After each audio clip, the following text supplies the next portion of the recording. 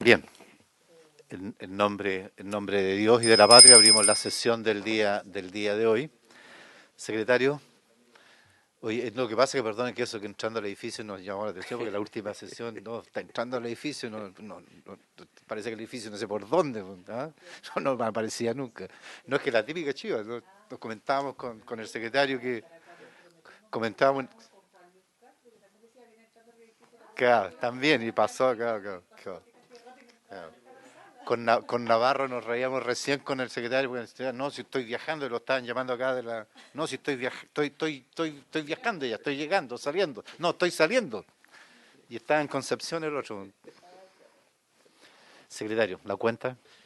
Presidente, no hay ningún documento para la cuenta, solamente recordar que, como usted lo señalaba, el ministro de Vivienda, don Carlos Montes, se excusó por razones de agenda, pero aseguró su asistencia para la próxima sesión, razón por la cual en esta sesión Verónica de la Paz, analista del Congreso Nacional, de la Biblioteca del Congreso Nacional, va a exponer acerca de diversos aspectos relevantes del proyecto y va a aportar información sobre legislación comparada. Solo recordar que este proyecto fue aprobado en general por unanimidad por la Comisión de Agricultura y la sala posteriormente acordó que también en general sea revisado por la Comisión de Vivienda. Eso es el presidente. Correcto. Bien, pues sí, efectivamente el ministro Monte, ¿no es cierto?, se nos llamó en la mañana excusándose de participar de esta reunión. Este es un proyecto que en general vislumbra fundamentalmente la modificación del ámbito de agricultura, pero con un evidente impacto en lo que significa el tema urbano, especialmente porque además contempla la posibilidad de que en esas subdivisiones se exceptúen en aquellos casos de construcción de vivienda de carácter social. El ministro Monte va a estar en la próxima sesión. Nosotros tenemos un mandato de la sala de verlo durante un tiempo acotado para expresar las opiniones nuestras sobre este particular que ustedes saben generó algún debate general en la sala y por eso creíamos oportuno que Verónica, que ha estado trabajando con estos detalles, nos pueda exponer y si hubiera algo en particular de los senadores que quisieran plantear antes de partir con la exposición de nuestra querida Verónica de la biblioteca, Felipe. No agradecer, presidente, simplemente quisiera pedir si nos pueden imprimir el proyecto de ley para poder tenerlo. Y lo otro que, más allá que ya sabemos de qué se trata, lo revisamos en la sala en su minuto. eh, no sé si realmente, presidente, pudiéramos pensar también futuros invitados a ver este tema. Yo lo encuentro muy delicado, honestamente, el proyecto de ley. Se lo manifesté a usted, lo manifesté en la sala. Creo que se transforma en un proyecto de ley poco para los ricos. Y todo aquel que tenga, en el fondo, un proyecto de ley que le dice básicamente a la gente, si tú eres rico y tenés 5 hectáreas, estáis bien, si tenéis menos de 5 hectáreas, sonaste. O sea, realmente encuentro que, por lo menos para mi región, en la Araucanía, me han llegado varios comentarios de pequeños parceleros, de gente que dice, oye, esta cuestión está bien, que piensen en la Comisión de Agricultura para los que tienen campos grandes, pero habemos muchos que no tienen esa realidad. Entonces, realmente bien complejo que, no sé quién está detrás de este proyecto, pero lo encuentro bien delicado, para ser bien honesto. ¿Ah? Están los senadores Allende, senadores Elizalde, Galilea, Letelier y Montes. Ya, curioso.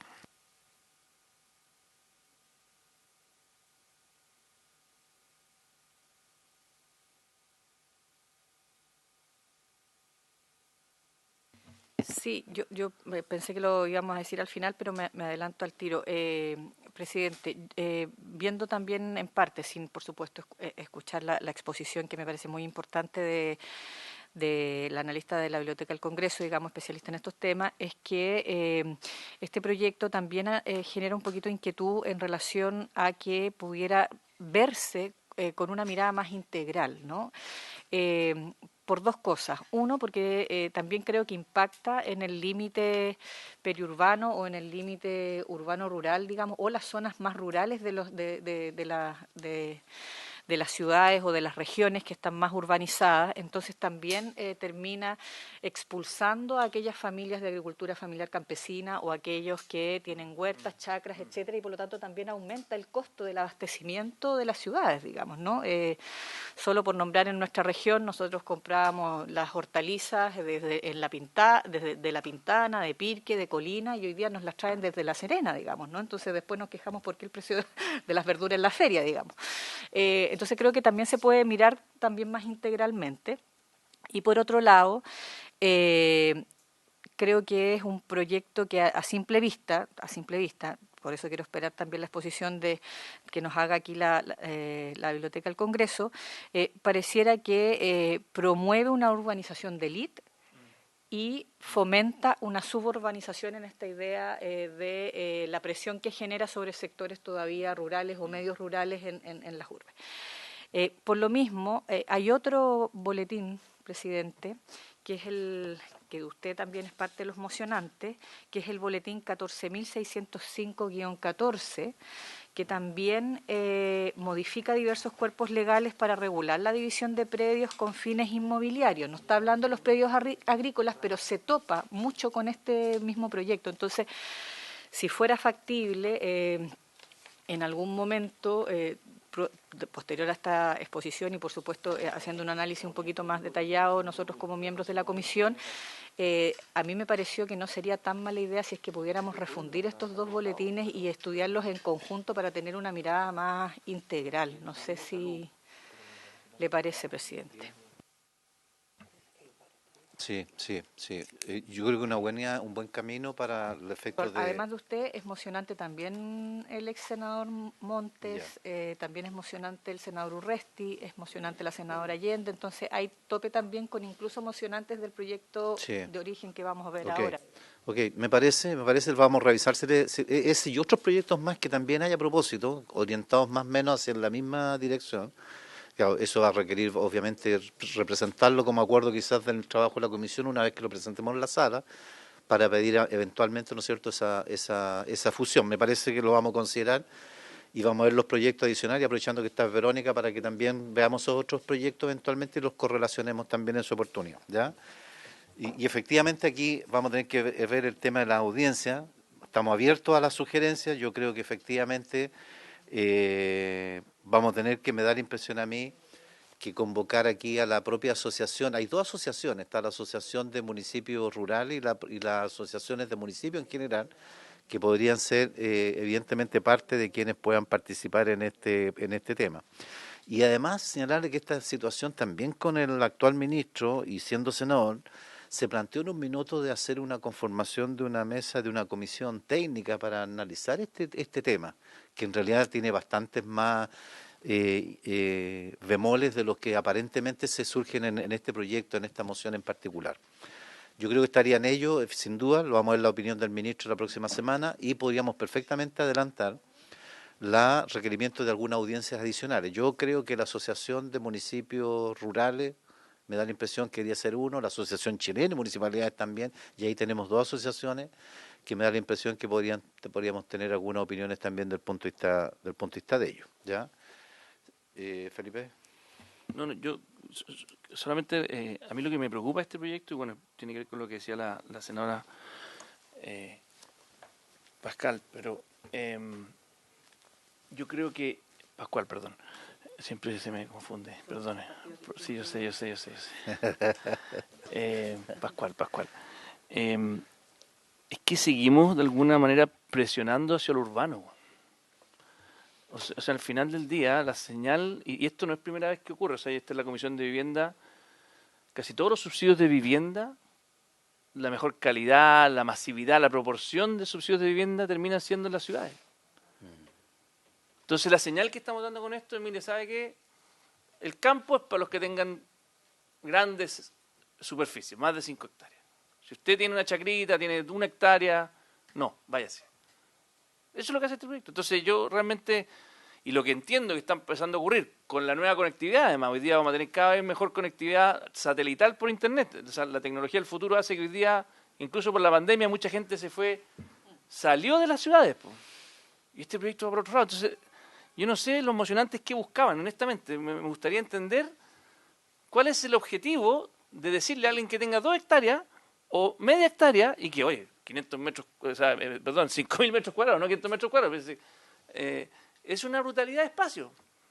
Y que uno pueda tener, incluso en la Araucanía tenemos muchos casos de pequeñas familias que tienen autosustentables. O sea, viven en 1 hectárea y tienen su cultivo. Entonces es bien curioso la orientación que tiene este proyecto de ley. Eso es lo que quería plantear. Entonces ojalá que pudiéramos, yo voy a averiguar en la Araucanía, varios me han llamado, pero si es que pudiéramos convocar alguna de las que representan a un mundo agrícola más pequeño, no solamente el mundo agrícola grande. Puede ser. Me parece también agregarle, también el tema del agro, hay hartas organizaciones asociadas al ámbito y efectivamente hay muchos lugares donde hay un minifundismo, ¿no es cierto?, donde la gente vive en pequeñas parcelitas, donde evidentemente, además uno piensa si el papá tiene 2, 3 hijos y tiene una parcelita de 3, 4 hectáreas, ya está amarrado de no hacer absolutamente nada, ya. Me parece, si les parece, escuchemos. Y ¿Sí? también después podemos sugerir otros invitados, ¿cierto? Pero absolutamente, y sería bueno que lo hicieran llegar también. No tenemos ningún inconveniente en abrir la audiencia a quienes ustedes estimen desde sus propios territorios también, representantes de estos de este contexto, ¿ya? Si no habría más, entonces le damos la palabra a Verónica.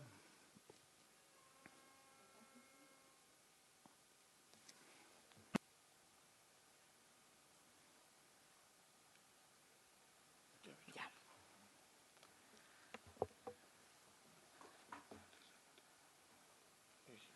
Ya, senadores, buenos días.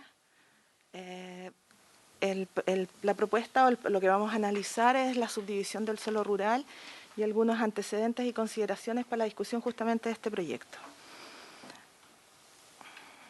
Ay, no pasa, Luis. Ya. Bueno, voy a seguir avanzando. La estructura de la presentación la organicé en 5 puntos. Primero voy a entregar algunos elementos de diagnóstico del área rural.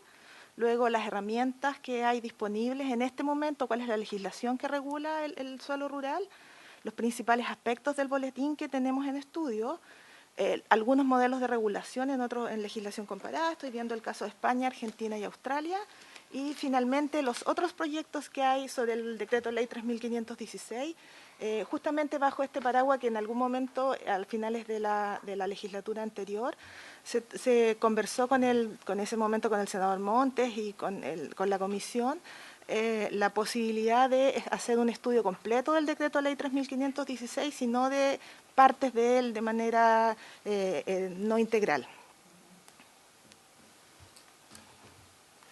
Ya, gracias.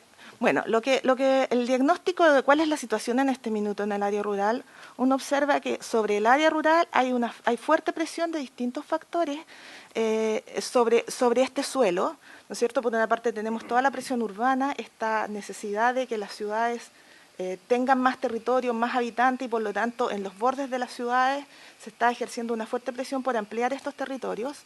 Por otra parte tenemos variables medioambientales que no eran consideradas hace un tiempo y que ahora son cuestiones relevantes para la ciudadanía y que por lo tanto colocan una pieza más en esta ecuación.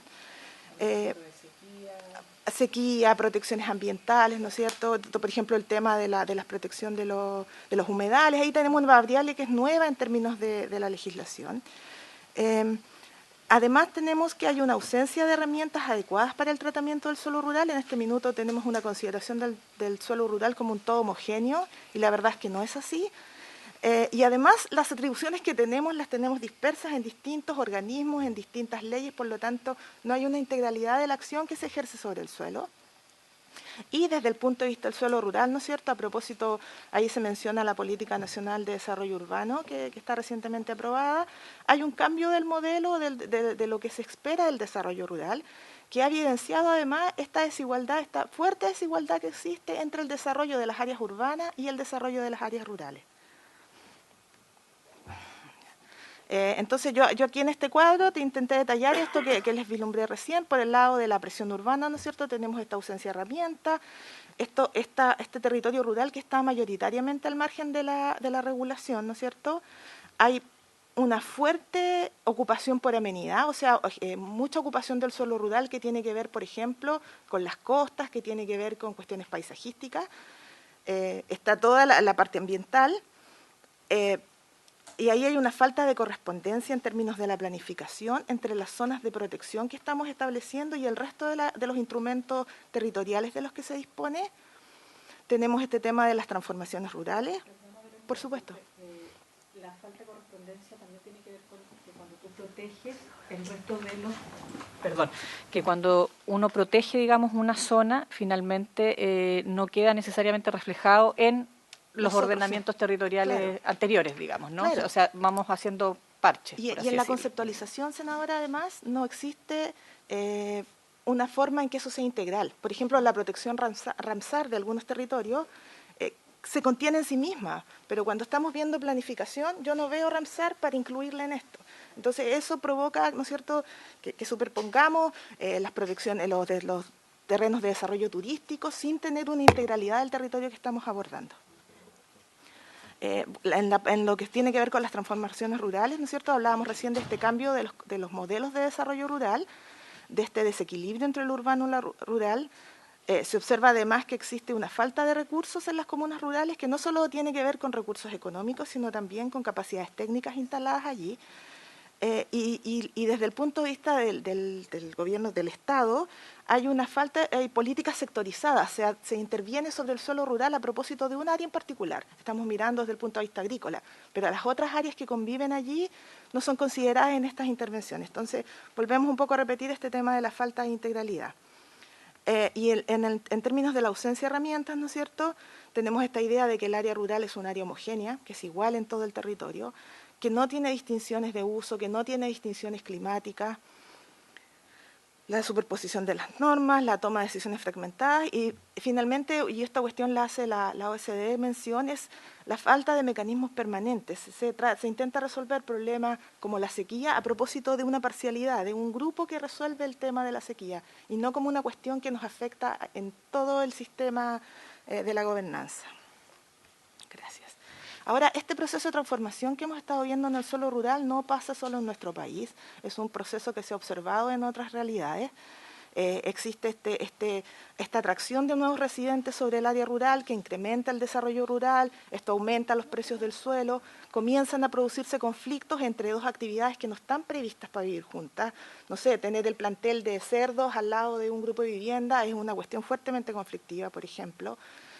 Esta presión urbana empieza a afectar el funcionamiento del área rural y empieza a haber incentivos para la conversión del suelo agrícola en otros usos y esto vuelve a incrementar el desarrollo rural. Entonces, esta rueda se ha observado en distintas situaciones, en distintos países. No es una situación que solo haya pasado en nuestro país.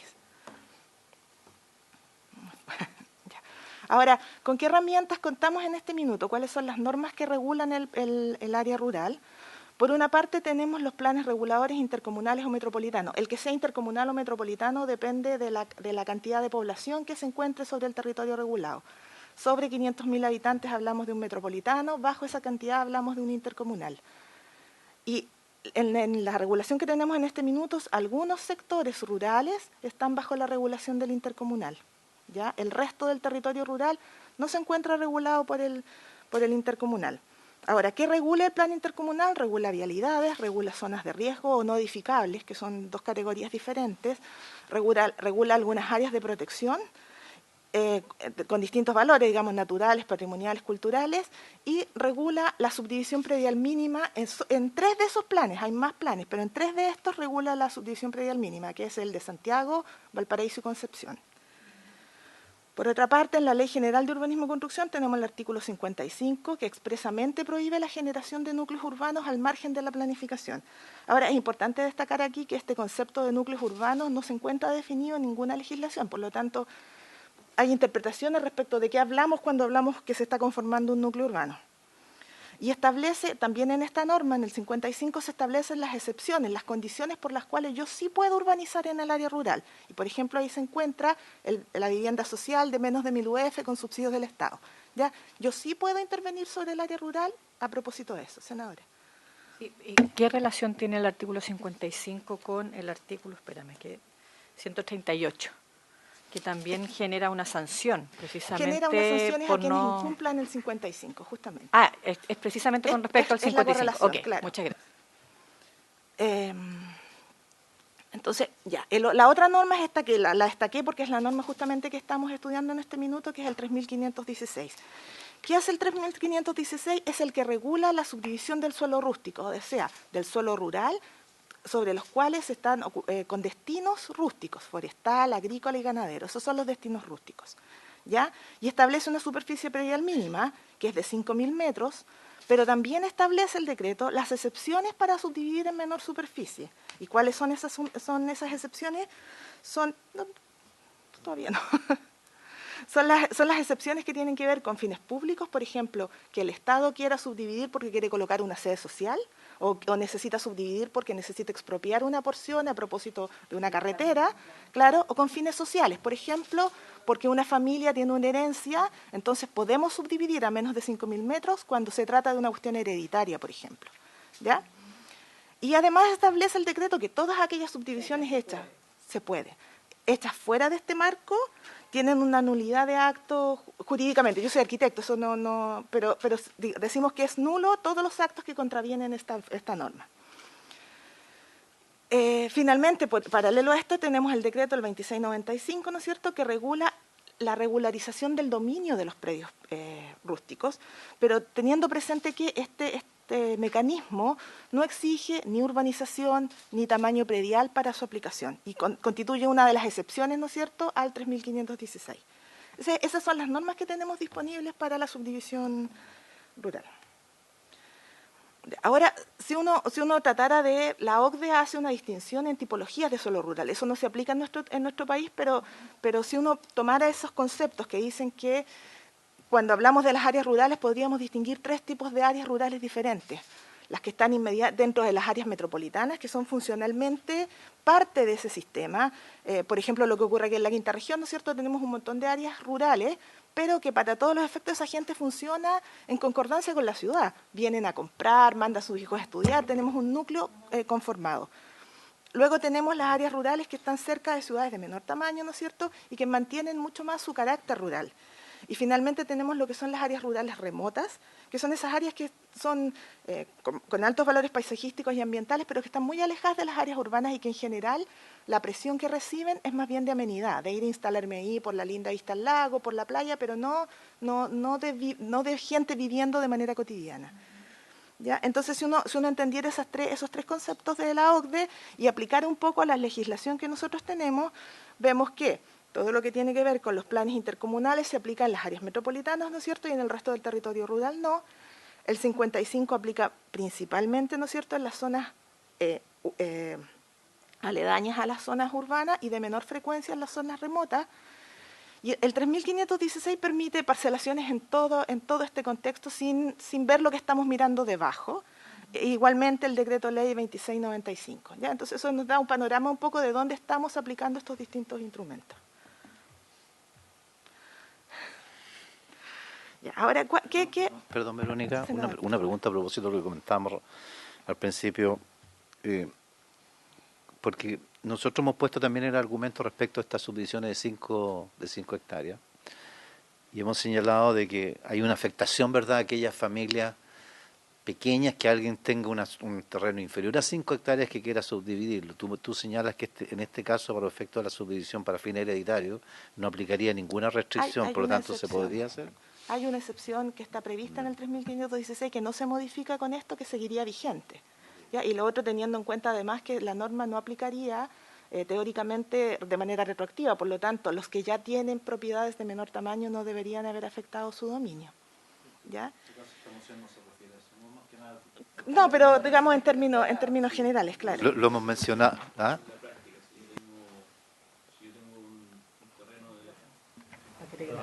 Pero ¿cómo se aplica en la práctica para hacer esa excepción? ¿Tengo que pedirle permiso a quién? Al servicio agrícola. Ahí se tramitan las subdivisiones rurales. Y a ellos se les presenta en el fondo la excepción. Ahí se pide la excepción, justamente. con el tema hereditario. Claro. ¿Y qué tan chico puede ser? Por ejemplo, si tengo 1000 metros, ¿lo puedo subdividir en 250, 250, Es que ahí va la ¿Hay alguna presentación, norma? no hay ¿Hay una algún norma, reglamento? no hay una norma que explicite eso, pero sí en el fondo voy a tener, este es mi terreno y son estos mis herederos, entonces debería haber esa consideración. Ahora, ¿qué aborda el boletín, el boletín 12757? Tiene dos artículos, modifica dos cosas. Por una parte, aumenta la superficie predial mínima de subdivisión, ¿no es cierto?, de 0,5 a 5 hectáreas, y por otro, exime de esta superficie a los proyectos habitacionales. Entonces, aquí yo le hacía una observación, porque primero no se describe en el proyecto las razones que justificarían esta modificación de la superficie. No hay consideraciones ni de tamaño, ni sustentabilidad de esos usos rústicos, ni cuestiones de localización diferenciada. Es plano, se aplicaría de manera uniforme en todo el territorio. Y lo otro es que los proyectos habitacionales siempre se someten al 55, por tanto, siempre está permitida la subdivisión de menor tamaño para destino habitacional. O sea, no es que esté siempre permitida, pero siempre se puede tramitar, digamos, es como excepción Esto lo haría automático en el fondo. ¿Y existe la norma? No lo explicita así, dice que exime la obligación, pero el procedimiento ya estaría establecido. Entonces ahí tendríamos que resolver en el fondo cómo aplicaría. Habría que inventar el procedimiento. O explicitar, digamos, en qué. Ya Pero, existe, dice. claro, el artículo 55 contempla la excepción para el destino. Perdón.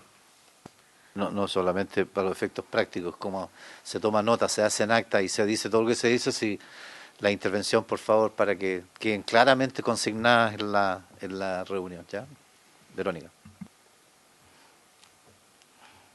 No me quedé. Sí. Sí, por favor. Verónica, entonces la excepción, digamos, o sea, tendría dos excepciones. Uno, a propósito de la preocupación de la gerencia, eso ya está contemplado y por lo tanto no regiría. Se modifique o no se modifique, o sea, se apruebe o no se apruebe este boletín, está permitido en las dos circunstancias, digamos.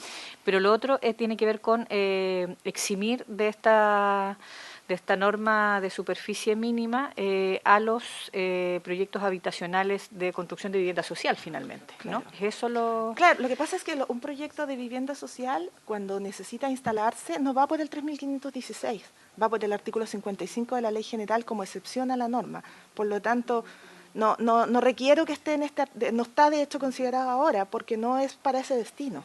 Recuerden que el 3516 es para suelo rústico. De acuerdo, pero la modificación a su juicio, la presente modificación de propuesta en este boletín, a su juicio, ¿qué implicancias pudiera tener en términos de mayor facilidad, menor facilidad, más presión o menos presión en el ámbito de proyectos conducidos por el Estado, indudablemente, de subsidios habitacionales? O sea, Perdón, Verónica, yo le agregaría, para los efectos del tema también en la consulta, claro, la facultad respecto que incluye esta moción en relación a la subdivisión autorizada para aquellos donde se construyan viviendas sociales, existe hoy día, está vigente, ¿verdad? Por lo tanto, el drama está en esto, y que ha sido una discusión que se ha planteado muchas veces, que incluso entre las propias políticas en materia habitacional, estos programas de la regeneración o la recuperación de barrios, que lo que se buscaba, ¿no es cierto?, que en algún minuto, por ser más barato el terreno en la periferia, terminamos instalando, ¿no es cierto?, a las familias más modestas, lo más lejos de los servicios, de las ciudades, y por lo tanto, de alguna manera, como que el proyecto se hace parte, ¿no es cierto?, de, mire, ¿sabe qué más? Se exceptúa de esta exigencia, ratificamos de la excepción de esta exigencia, pero si usted construye viviendas sociales allá afuera, con todas las implicancias que implica, ¿verdad?, en materia de desarraigo, de servicio, accesibilidad y todos los costos que pagan tanta gente que a veces vive en esos lugares y ni siquiera tiene una farmacia para comprar un medicamento, tiene que ir al centro. Porque no entendemos a veces, ¿no es cierto?, cómo va en esa dirección, ¿ya? O sea, yo creo que lo que hace el proyecto es que nos plantea dos cuestiones distintas, porque por un lado coloca una excepción en el 3516 que no se refiere a la materia habitacional. Cuando hablamos del 3516 estamos hablando de usos rústicos. Por lo tanto, no deberían estar allí las excepciones para cambiar el destino del suelo. ¿Ya? Porque cuando queremos colocar vivienda en el área rural, en donde decimos que, según la ley general, no está permitido colocar vivienda, lo colocamos como una excepción a la ley general. Luego el 3516 dice sobre el suelo que es rural, ¿cómo lo dividimos? Entonces, son problemáticas distintas, porque uno tiene que ver con la división del suelo y en el otro caso estamos hablando del destino que le vamos a poner a ese suelo. De acuerdo, permítame, presidente, pero entiendo que son dos situaciones distintas, pero efectivamente sí tiene un impacto en la definición de tus políticas públicas. Por ejemplo, de subsidio habitacional, si tú tienes que comprar a muchos dueños 0,5 hectáreas que a 1 o 3 o 5 dueños de 5 hectáreas. A eso me refiero, si tú ves más facilidades, más dificultades, ¿cómo ves como consecuencias no declaradas, digamos, del proyecto? A eso me refiero a la pregunta, disculpe. Sí.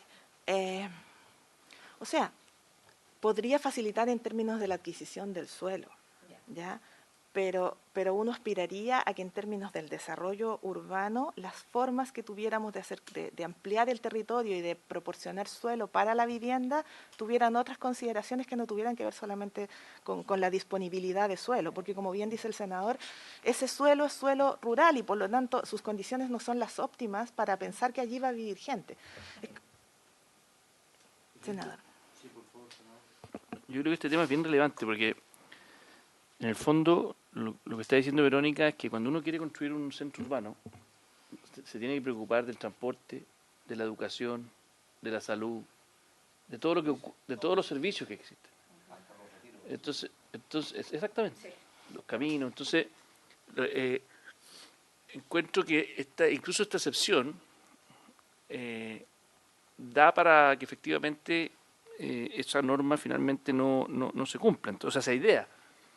En cambio, cuando hay alguien que vive tal vez en un predio rústico, como explica muy bien Verónica en las diferentes como aproximaciones que hay, donde tiene gente que vive tal vez en una parcelita de 1 hectárea o de 2 hectáreas, que no está inundada en términos urbanísticos de ciudad, en el fondo requiere menos servicios, elige vivir tal vez en ese entorno.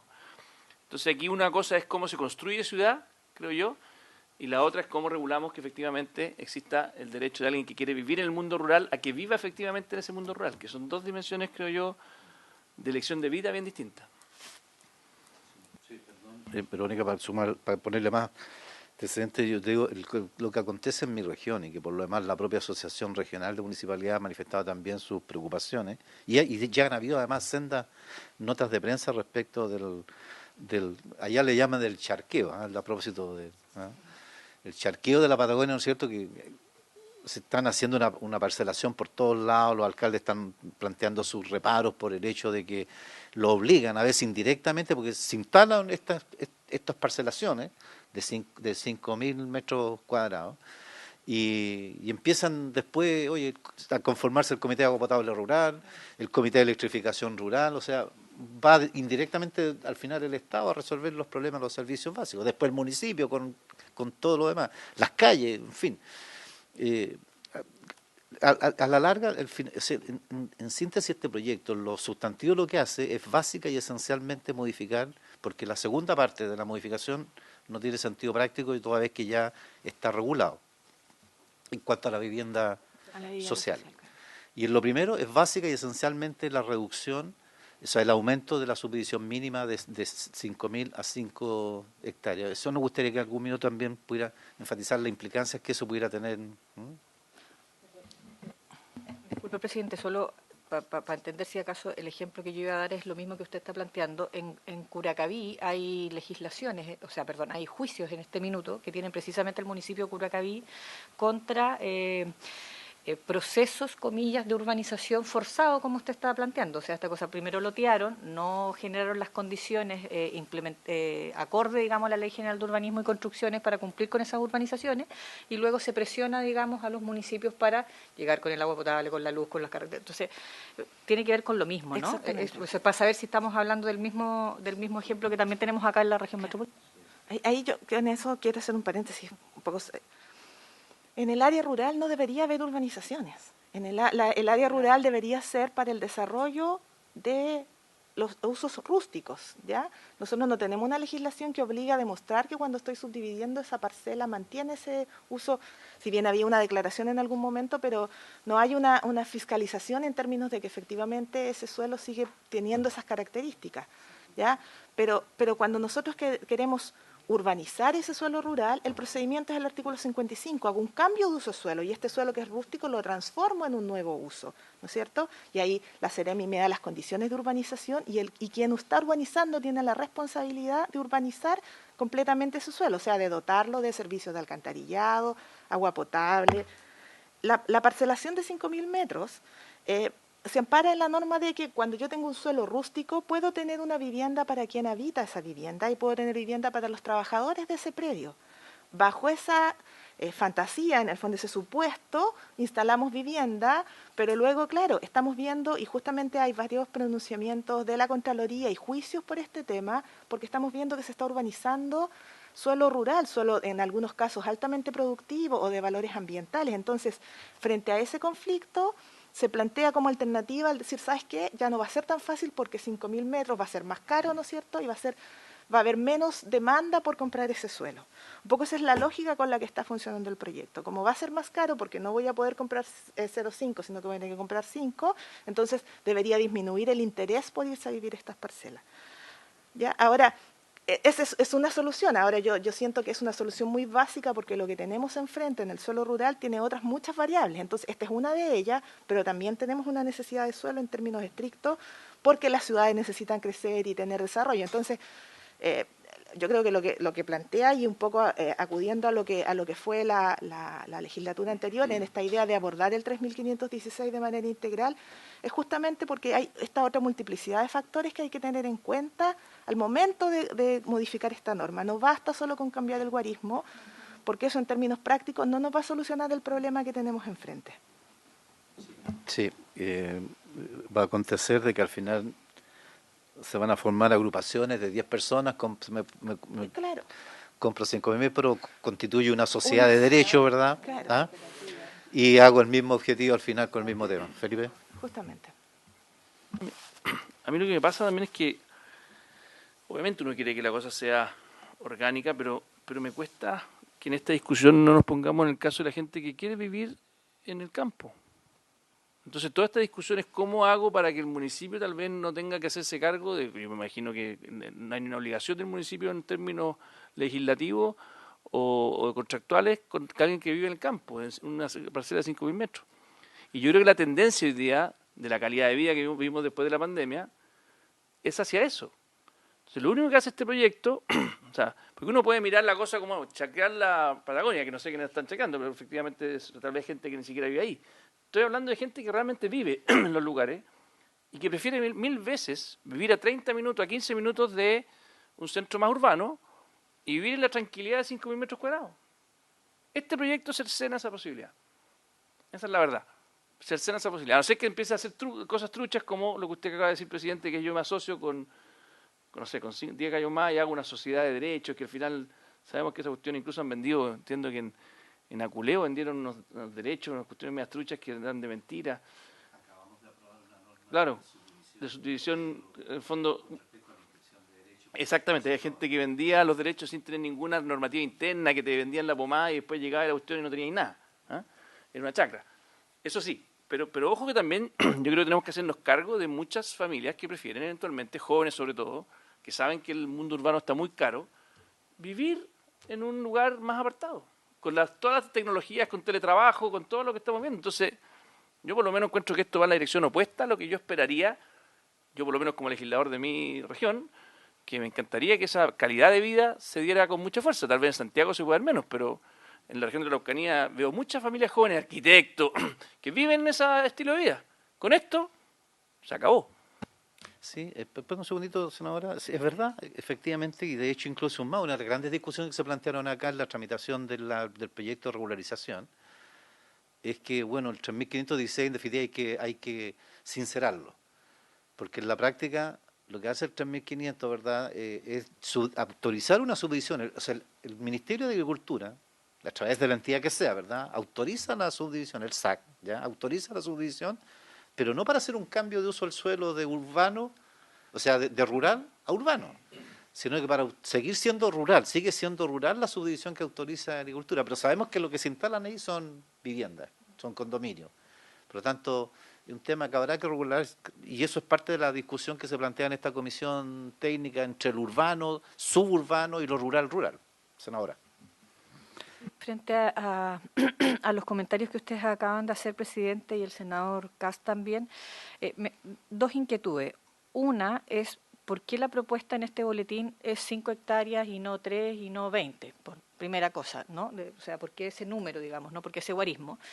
Y dos, yo entiendo lo que plantea el senador Kast en relación a Felipe, en relación al estilo de vida, digamos, y que hay gente que legítimamente y que muy loablemente, digamos, no quiere tener un estilo de vida distinto, pero me parece que el proyecto, a lo mejor de mala manera, con muy buena intención, pero no resolviéndolo del todo bien, lo que está tratando de evitar es que sean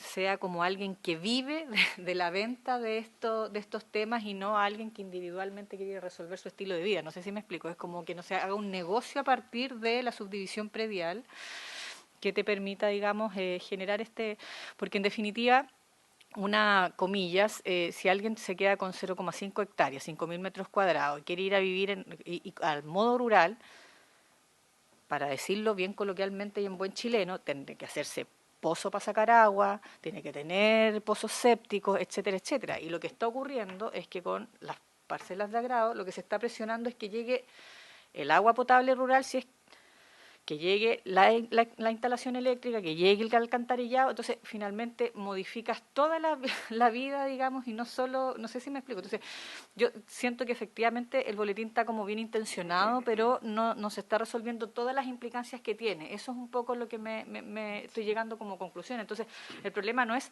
de una familia individual que quiere comprar esas 0,5 hectáreas para irse a vivir a lo rural, sino que tiene que ver con que si se quiere ir a vivir ahí, le tiene que gustar todo lo rural, pues no solo la parte verde, tiene que gustarle todas las otras implicancias, digamos. Entonces siento que esa es como la contradicción que tenemos con la discusión tan limitada, ¿sí, no?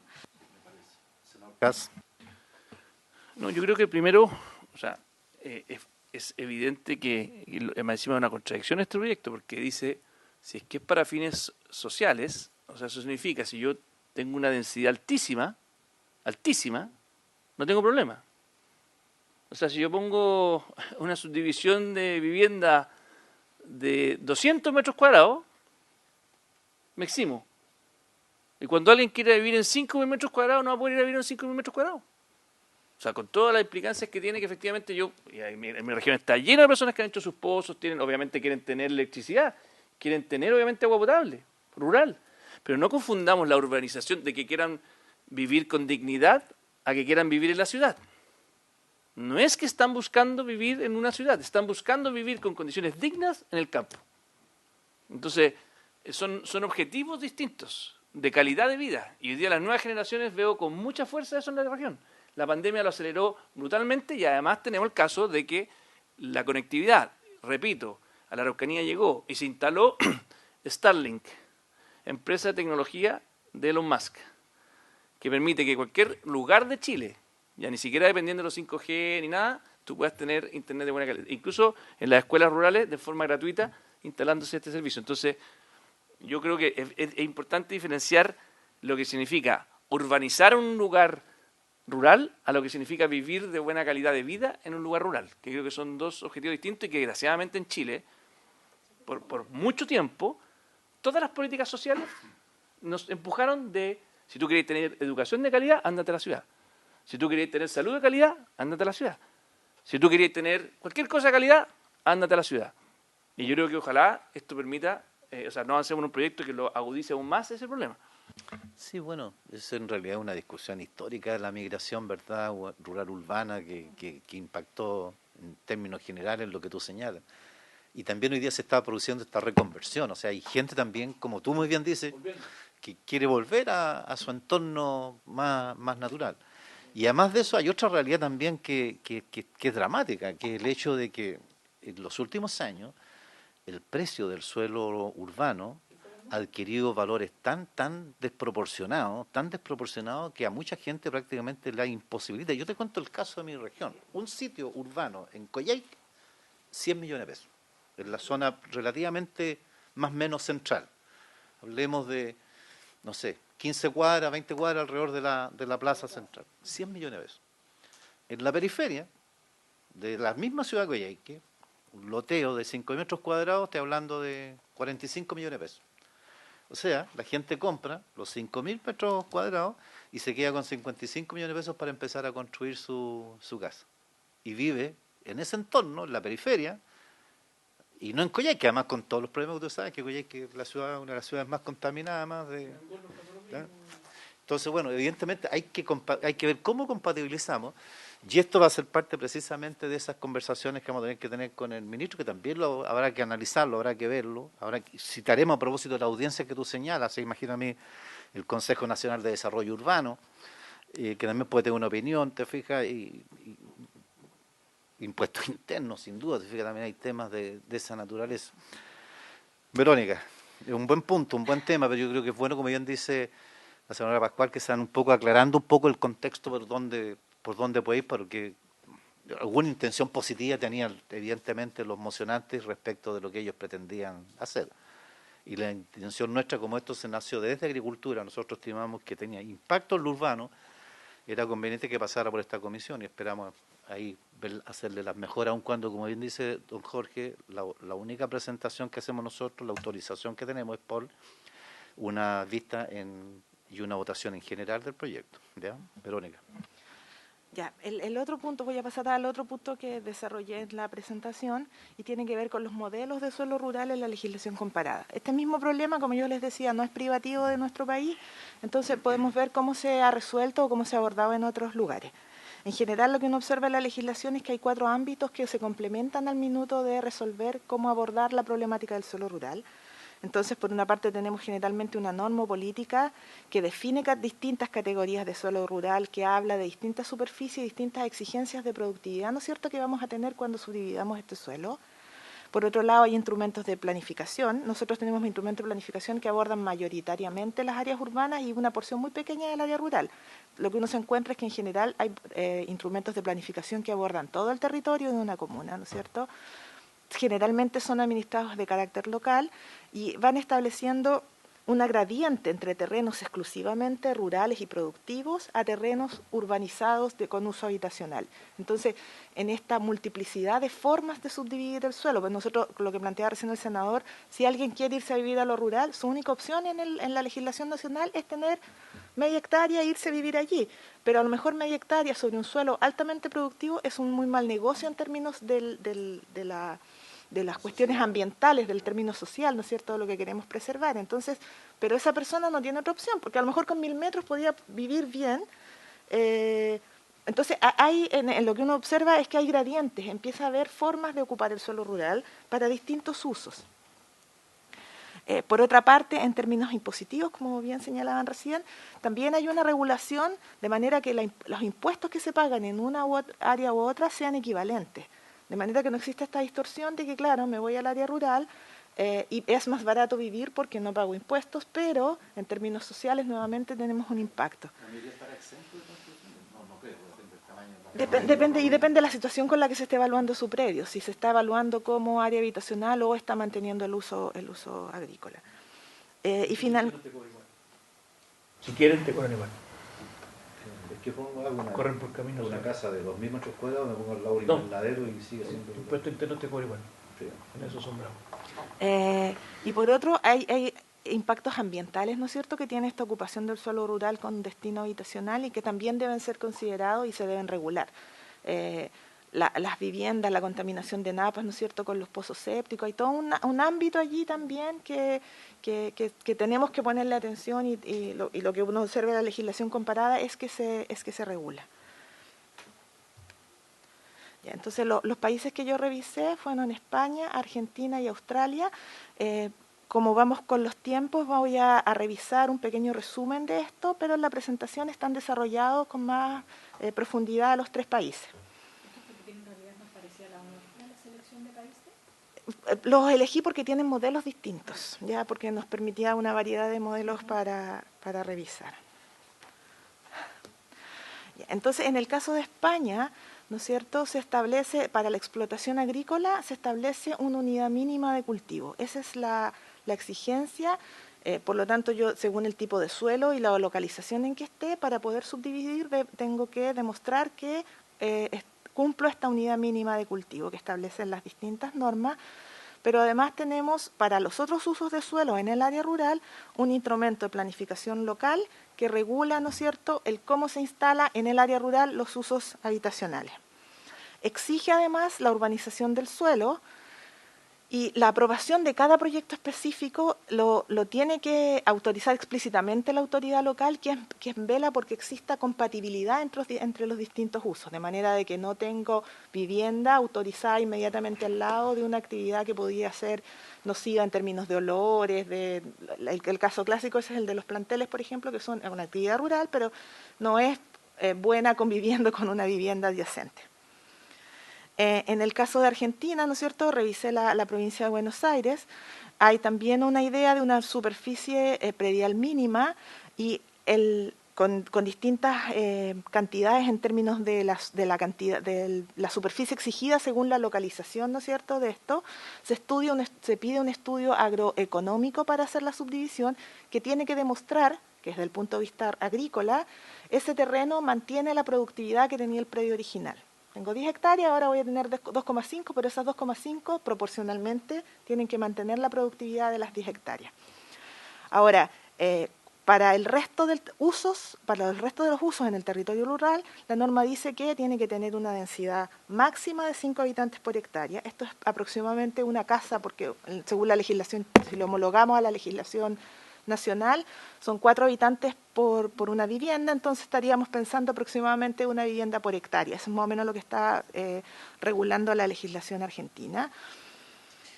Y tiene que cumplir, ¿no es cierto?, las mismas exigencias de tamaño predial que tienes en términos productivos. Ahora, aquí hacer presente, por ejemplo, que el tema de los barrios cerrados en Argentina, no hay subdivisión del suelo desde el punto de vista estricto. Lo que hay es un gran territorio, hay regulaciones, ¿no es cierto?, respecto del tamaño que pueden tener estos barrios cerrados, y entre las personas que conforman el barrio cerrado se asemeja más bien a lo que sería una ley de copropiedad de uso con todos los espacios, con todo el terreno de uso común.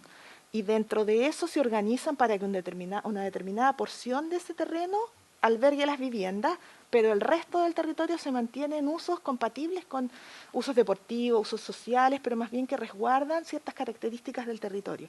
Entonces, no es similar a la subdivisión que tenemos nosotros, porque acá ahí tenemos terrenos individuales, ¿no es cierto?, que conviven al interior de un predio. Y finalmente, en el caso de Australia, no hay una distinción de un terreno para la explotación rural, sino que hay un sistema de planificación que prioriza los usos agrícolas y que establece esta idea de las gradientes, ¿no es cierto?, entre lo estrictamente rural y los usos y los otros usos, ¿no es cierto? Y hay una planificación local que establece un gobierno local, ¿no es cierto?, que al amparo de esta política del Estado establece categorías de suelo al interior del suelo rural.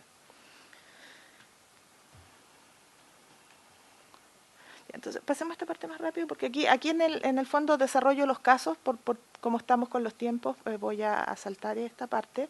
Hicimos todas las preguntas junto con la exposición, entonces. Claro. Fuimos ganando. Claro. Por favor. Sí. Y es pensando en realidad en que se llegara a aprobar esta propuesta. Hoy en día, a través de la modalidad de subsidio rural de DS10, permite construir en un pequeño núcleo urbano, ¿cierto?, en un sector rural, máximo 60 viviendas sociales.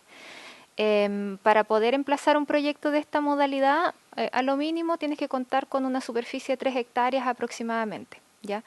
En caso de que esto se llegara a aprobar, que serían 5 hectáreas como mínimo para un predio rural, también después se podría ver la instancia de que se amplíe la cantidad de beneficiarios, en este caso para un DS10. Es decir, hoy día el tope máximo es de 60 casas para un DS10 y tomando en cuenta que un predio mínimo para una superficie de 3 hectáreas, si aumentas a 5 hectáreas también podrías aumentar la cantidad de beneficiarios, en este caso para el DS10.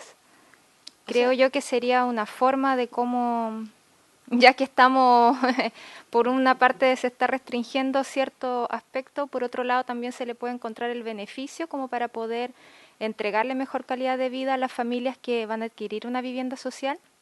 Y el mejor ejemplo, yo siempre lo digo con orgullo, está en la región de Los Ríos, en donde tenemos 2 proyectos de S10 que son un ejemplo a replicar en todo el país, con viviendas de superficie de 57 metros cuadrados y un sitio que como bordea hasta los 300 metros cuadrados, mejorando la calidad de vida de manera súper potente a las familias que hoy día si postulan en este caso a un subsidio en un terreno urbano, obviamente que las condiciones son mucho más inferiores.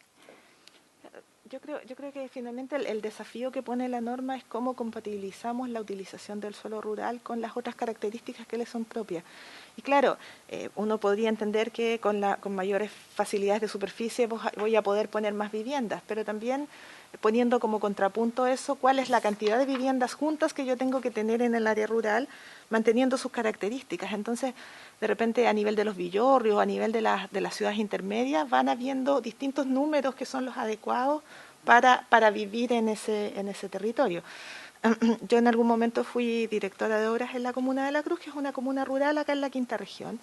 Y claro, ahí uno observaba que en el área rural los grupos eran más pequeños y la gente quería mantener ciertas características de vida que no se le daban cuando se trasladaba, ¿no es cierto?, a lo que era propiamente el área urbana de la ciudad. Entonces, ¿cuál es la medida? ¿Cuál es el punto? Yo creo que tiene mucho que ver con dónde estamos localizándonos. De repente en pequeños villorrios súper alejados, 60 es un número gigante, pero inmediatamente al lado de un área urbana, 60 es un número muy adecuado. Entonces, yo creo que finalmente las herramientas que nos tiene que brindar la legislación es cómo reconocemos la variabilidad que tiene el área rural para los distintos usos que vamos necesitando. Vivienda principalmente, ¿no es cierto?, porque es un derecho básico, pero también para otros usos. Cuando uno se mete en las discusiones de los usos de suelo, observa, por ejemplo, los problemas ambientales que se provocan a propósito de localizaciones de infraestructura, que están siempre permitidas, ¿no es cierto?, en todo lugar, pero que no es fácil convivir cuando tengo, por ejemplo, una subestación eléctrica, ¿no es cierto? Está permitida en el área rural, pero yo si tengo mi parcela voy a reclamar mucho si me quieren colocar una subestación eléctrica al lado. Entonces, ¿cómo hacemos convivir esas situaciones? Es parte de lo que hay que hacerse cargo al momento de abordar lo que ocurre en el área rural. Incluso es más, sin siquiera ver el tema de la subdivisión predial o lo que implica, digamos, el tema que me parece que es como el objetivo loable que tiene el proyecto a propósito de no seguir presionando el espacio rural a las parcelas de agrado, digamos, ¿no? Es la propia gente que ha vivido históricamente en el campo la que se queja, por ejemplo, cuando le instalan la chanchera al lado, o sea, los problemas que tenemos acá en Melipilla, con las cadenas de pollos, digamos, ¿no?, que tienen ahí su producción de pollo, lo que hubo en Freirina, a propósito, tiene que ver con eso también, ¿no? O sea, es que no conviven, digamos, las distintas destinos agrícolas o rurales con la vivienda necesariamente, digamos. Claro, incluso, senadora, uno lo observa esa misma problemática, por ejemplo, en temas de accesibilidad. Claro, me voy a vivir más lejos, pero en muchos casos mis niños siguen yendo al colegio al interior de la ciudad y a las 8 de la mañana los tacos para ingresar a las distintas ciudades son gigantescos. Entonces, vamos viendo cómo compatibilizamos estos distintos usos en el territorio. Entonces, yo terminé con algunas observaciones de esto del análisis general de la legislación comparada. Entonces, primero las normas distinguen distintos tipos de suelo. Yo creo que esa es una de las cuestiones que quiero dejar, es que el suelo, esta categorización que tenemos del suelo rural como un área homogénea, igual, sin clima, sin distinciones de necesidades, sin nada, no es de la mejor de las características. Hay que proteger ciertos suelos, hay suelos que son rurales pero que no deberíamos poder subdividirlos, por ejemplo, todos los que tienen protecciones ambientales o culturales, ahí hay una cuestión que habría que considerar. La normativa internacional establece exigencias específicas para el desarrollo rural de distintas actividades que tienen que ver principalmente con protecciones medioambientales, económicas y sociales. Las normas aseguran además que se mantenga el carácter productivo del suelo rural. Hay un valor silvagropecuario, ¿no es cierto?, que se quiere cuidar, está todo vinculado al tema. Muy bien, senador. El tema a la producción de alimentos y por lo tanto las normas intentan también cuidar la contraparte, no solo desde la mirada del crecimiento de la ciudad y las necesidades de las personas, sino que también desde el mundo rural. ¿Ya? Y el emplazamiento, y en general lo que se observa es que el emplazamiento de la vivienda en el área rural es la excepción, no es la norma general. Hay casos determinados, hay excepciones que se establecen para que se instale, pero la generalidad no es que llenemos el campo de casas. Es como... No, está traduciendo. Ya. Entonces yo ahora hay un documento que se preparó con la Secretaría donde está el detalle de todos los proyectos que están en este minuto vinculados al 3516. Y yo hice un pequeño agrupamiento de estos como para ver las temáticas que se están abordando. Por un lado tenemos uno que deroga la norma. Hay 7 proyectos que modifican la superficie. En 5 casos y todos anteriores al 2015 se disminuye la superficie mínima para subdividir y hay 2 casos que son proyectos más recientes en donde se aumenta el guarismo. Hay otros 2 proyectos que intentan resolver el problema de la accesibilidad que se produce en los territorios rurales. Uno a propósito del caso de playas de ríos que dice que cuando subdivido y soy colindante, ¿no es cierto?, con un área de playa, tengo que asegurar la accesibilidad a esa playa. Y otro que tiene que ver con los predios existentes, ¿no es cierto? Las subdivisiones rurales no tienen la obligación de inscribir las servidumbres de paso y hace principalmente las antiguas, ¿no es cierto?, no las que estaban bajo el amparo actual del servicio agrícola, no quedaba la inscripción de esa servidumbre en ninguna parte, se han perdido, entonces hay predios que están quedando en este minuto encerrados. Ahí hay una situación que se intenta resolver con ese proyecto. Hay otro proyecto que es el que se votó la semana pasada, que propone aumentar las exigencias para que se inscriba el dominio de notarios y conservadores. Hay otro que proponía una nueva causal de excepción al 3516 para subdividir en menos superficie a propósito del 27, de lo que pasó el 27 de febrero, del terremoto. Otra norma que propone derogar el artículo 1 y establece un procedimiento de regularización para todas las subdivisiones que se han hecho, en el fondo para la regularización irregular, porque no existe en estricto rigor, pero es para resolver el tema de los lotes irregulares. ¿Sería el espejo de lo que también votamos la semana pasada? Justamente, claro. En el ámbito rural. Claro. Y finalmente... Ya, y finalmente una norma que eliminar los cambios de uso de suelo cuando hablamos de terrenos afectados por incendio, ¿no es cierto? Cuando un terreno está afectado a incendio, que ese terreno por esa condición no pueda ser cambiado su uso de suelo. Esto a propósito de la percepción de que muchos incendios forestales en las áreas aledañas a las áreas urbanas son intencionales. ¿Ya? Esos son el panorama de... Creo que hasta ahí es la presentación. Senadora. Perdón, disculpe, presidente, ¿es posible, si nos puedes complementar, o sea, primero, tener el respaldo, digamos, de esta presentación nosotros también para poder imprimirla, pero a esta parte de los proyectos agregarle el número de boletín de cada... Hay un documento, que yo hice el resumen ya, acá perdón, para no ya, poner si ya está, la no digo nada. ¿Y cuál de estos que tú enumeras acá sería, si es que está, el boletín que comenté yo al principio? El boletín 14.605-14. En el documento está, se lo puedo revisar, ya. No recuerdo exactamente. Pero debería estar ahí, pero está en ahí, uno de estos, sí, digamos. Sí, lo hicimos con Luis el documento y está en todos los boletines, dónde está en la tramitación, quiénes los autores y los temas que se abordan en cada uno. Claro. Perdón, presidente, algo muy breve, complementando a Verónica. Ese boletín 14605 es el único de los proyectos sobre el decreto de ley 3516 que está acá, radicado en la comisión. Todos los otros están en otro lado. Está claro, o sea, en diversas... Exacto. Bien, correcto. Verónica, muchas gracias por la presentación, súper enriquecedora para el tema, ir aclarando el contexto. 2 cosas nos quedan. Bueno, obviamente... hay un tema que aparece casi en todos los planteamientos, el rol local. Y te lo comento porque los municipios incluso reclaman que a veces, bueno, ¿qué opinión tienen ellos en definitiva cuando Agricultura toma una decisión y terminan ellos con una realidad? Y aquí hay que compatibilizar en realidad la situación que ha afectado el fuerte incremento del mercado de suelo. No nos olvidemos que incluso en las glosas actuales presupuestarias se faculta hoy día al Ministerio de la Vivienda para resolver parte de los problemas que se tienen en el desarrollo urbano. Hay una política en la Ley de Integración Social y Urbana en materia de regeneración urbana, precisamente. El Ministerio de la Vivienda, por otro lado, ha desarrollado iniciativas interesantes, los pequeños condominios.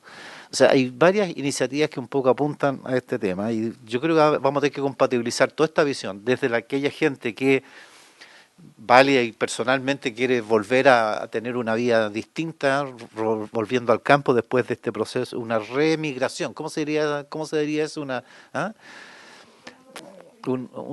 inversión a la migración rural-urbana, ¿ya? Y por otro lado, compatibilizar el tema de los precios también, que es verdad. Yo creo que hoy día, bueno, los precios del suelo urbano se han disparado y son los problemas por los cuales tenemos hoy día, pero infinidad de situaciones. No olvidemos los campamentos, no nos olvidemos la ocupación de la periferia de las ciudades, ocupación de quebradas, de zonas de riesgo. O sea, evidentemente que esta presión ha conllevado a una situación de esta. La pandemia, como bien señalaba Felipe, realmente ha cambiado mucho percepciones respecto a donde uno quiere vivir, la valoración por el medio ambiente. Bueno, senadores, yo creo que vamos a tener que hacer dos cosas. Uno, bueno, la próxima semana tenemos acá al ministro. Sería bueno que ustedes nos pudieran también hacer sugerencias, experiencias que a lo mejor sería bueno conocer. No tenemos mucho tiempo, pero tampoco los plazos son tan taxativos. Hay entidades, me da la impresión que deberíamos tener acá, don Jorge, como señalábamos el caso de las asociaciones, y hay 3 mundos de asociaciones. En total, las asociaciones A y B, para mencionarlas, son de municipalidades de Chile y además y de los rurales, de municipios rurales. Probablemente hay algunas experiencias de interés que las podamos conocer. Yo les cuento el caso de mi región, que ha habido mucha presión por la discusión por el tema del loteo en la Patagonia, y tengo formales declaraciones de presidente de la Asociación Regional de Municipalidades. Incluso ellos plantean algunas sugerencias de que estas subvenciones deberían pasar también por el sistema de evaluación de impacto ambiental, que por último te abre un espacio de participación. Así que les vamos a pedir a ustedes sugerencias, opiniones respecto de ese particular, si la hacen directamente al secretario para que podamos ir calendarizando esas invitaciones formales. ¿Ya, senadora? Sí, presidente. Nosotros vamos a proponer a lo mejor un par de personas expertas, digamos, en estas materias o que han estudiado, digamos, el tema desde el mundo de la arquitectura, digamos, también como complemento. Pero me llama la atención que el estudio que dio origen a este boletín es de 2 académicos de la Universidad de Chile, de la FAU, que una es la profesora destacadísima geógrafa Gladys Armijo y otro Héctor Caviedes. La profesora Armijo falleció hace varios años atrás, por lo tanto, por eso uno deduce que en la historia de la ley no haya sido invitada, pero no sé si estará en condiciones el otro académico, no sé si está vivo tampoco, ¿no? Yo lo desconozco, pero yo conocía mucho sería bueno a lo mejor también ver si, o alguien que pudiera haber heredado su investigación, digamos, que sería bueno, porque son los que dieron origen al estudio para respondernos algunas preguntas a propósito que no. Eso.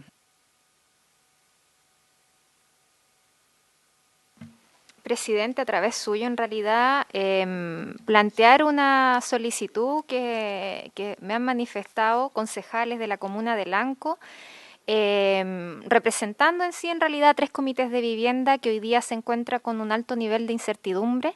Desde fines de marzo, primeros días de abril, en un terreno, en un predio rural, en este caso, se efectuó una toma, ¿ya? Una usurpación. Es un predio privado, pero que este predio estaba proyectado para ser comprado por el Ministerio de Vivienda. De hecho, hoy día se encuentra en proceso de compra.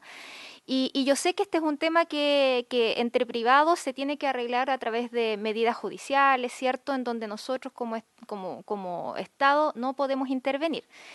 pero lo que a mí me preocupa es la falta de señales claras con respecto a esta situación. Estos comités están bastante angustiados porque sienten de que los que se van por la vía fácil de la usurpación hoy día capaz que tengan mejores resultados que ellos que llevan más de 15 años trabajando por poder tener un terreno, no están siendo escuchados.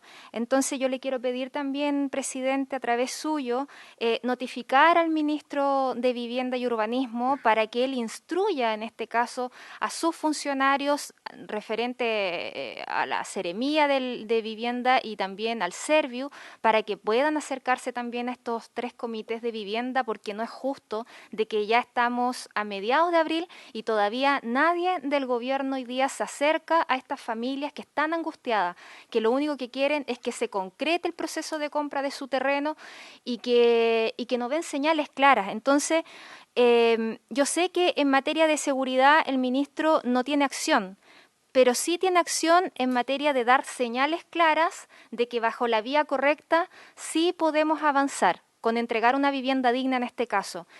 Y por otro lado, no estoy hablando en contra de las personas que hoy día levantaron esta toma, sino que siento yo de que nosotros no podemos estar avalando este tipo de situaciones, porque al avalar o al obviar este tipo de situaciones por parte del gobierno, lo único que estamos haciendo es alentando a que las familias tomen la vía fácil, que es la usurpación, y no el conducto regular, que lamentablemente es muy largo. Y en eso yo creo que todos coincidimos, lamentablemente es muy largo. A mí me ha tocado ver comités de vivienda que han esperado hasta 30 años para poder tener un hogar digno, y es porque no hemos tenido la capacidad como Estado de acortar los procesos para que estas familias puedan tener un hogar digno y propio como corresponde. Entonces, a través suyo, presidente, le quiero pedir eso para que notifiquen, para que en lo posible desde la Seremía de los Ríos y desde el Serviu de los Ríos se coloquen en contacto directo con las familias que hoy día están muy angustiadas. Imagínense que están pensando en levantar un cierre perimetral para que no se vayan a tomar su terreno, que hoy día está en proceso de compra desde el Ministerio de Vivienda y Urbanismo hacia un ente privado. Bien, haremos los formales oficios, ¿les parece? Sobre el requerimiento, ¿no? ¿Sí? No, es oficial respecto al tema de una toma, de un proceso de un terreno que está en fase de adquisición por parte del Ministerio de la Vivienda y que fue objeto de una toma, ¿ya? Y bueno, el temor de los socios, ¿verdad? Porque la situación nadie de la Seremía se ha acercado a hablar con los comités y hoy día ellos quieren tomar acciones por sus manos. Sí. Bueno, hagamos el oficio. Sí, para que se acerquen, en realidad, si es eso. Sí, ¿se acuerda? Sí. ¿Ya? Sí. Además, No. Se hagan las acciones pertinentes. Además, entendemos que siempre del Ministerio, si bien es cierto no está acá el ministro, pero siempre están atentos también a los contextos que tratamos nosotros en esta comisión, así que me parece bien que irán a tomar nota sobre eso particular, ¿ya? Yo le agregaría también al ministro, que también el propio ministro lo ha planteado en su visita la próxima semana, que vamos a hacer la primera reunión que vamos a tener con ella y probablemente quizás pudiéramos requerir después con él una audiencia más técnica de trabajo con la comisión. El ministro se ha referido reiteradamente por los medios de prensa el riesgo que se está incurriendo, ¿verdad?, en la meta de construir 260.000 viviendas a consecuencia del altísimo valor que están adquiriendo la alza de los materiales. Ya a lo mejor sería bueno también tener alguna opinión sobre ese particular con el propio ministro. Bien, ¿algo más, senadores, senadoras? Muchas gracias. Verónica, te reiteramos, ¿no es cierto? Nos vas a hacer llegar la presentación que hiciste, ¿verdad?, por respectivo correo. Te agradecemos la exposición enriquecedora en sus contenidos. Quedamos atentos, senadora, a las solicitudes, a los requerimientos de audiencia, para conocer también esas experiencias que nos puedan servir para este proceso, ¿ya? Y habiéndose cumplido el objeto de esta sesión, esta se levanta. Gracias.